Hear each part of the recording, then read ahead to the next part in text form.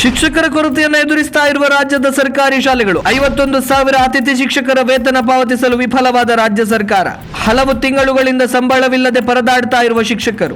ರಾಜ್ಯದ ಸರ್ಕಾರಿ ಶಾಲೆಗಳು ಈಗಾಗಲೇ ಶಿಕ್ಷಕರ ತೀವ್ರ ಕೊರತೆಯನ್ನು ಎದುರಿಸ್ತಾ ಇದೆ. ಇದರ ಜೊತೆಗೆ ನವೆಂಬರ್ 2025ರಿಂದ ಇಲ್ಲಿಯವರೆಗೆ ಸುಮಾರು 51,000 ಅತಿಥಿ ಶಿಕ್ಷಕರ ವೇತನ ಪಾವತಿಸಲು ಸರ್ಕಾರ ವಿಫಲವಾಗಿದೆ. ಕರ್ನಾಟಕ ರಾಜ್ಯ ಪ್ರಾಥಮಿಕ ಮತ್ತು ಮಾಧ್ಯಮಿಕ ಶಾಲಾ ಅತಿಥಿ ಶಿಕ್ಷಕರ ಸಂಘವು ಶಾಲಾ ಇಲಾಖೆಯ ಅಧಿಕಾರಿಗಳಿಗೆ ಮತ್ತು ಪ್ರಧಾನ ಕಾರ್ಯದರ್ಶಿಗಳಿಗೆ ಪತ್ರವನ್ನು ಸಲ್ಲಿಸಿದ್ದರೂ ಕೂಡ ಅದರಿಂದ ಯಾವುದೇ ಪ್ರಯೋಜನವಾಗಿಲ್ಲ.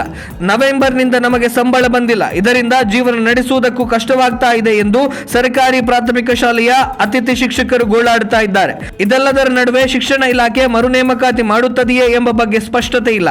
ಹಲವು ತಿಂಗಳುಗಳಿಂದ ಸಂಬಳವಿಲ್ಲದೆ ಕಷ್ಟ ಅನುಭವಿಸ್ತಾ ಇರುವಂತಹ ಶಿಕ್ಷಕರಿಂದಾಗಿ ಬೋಧನೆಯ ಗುಣಮಟ್ಟದ ಮೇಲೂ ಪರಿಣಾಮ ಬೀರ್ತಾ ಇದೆ.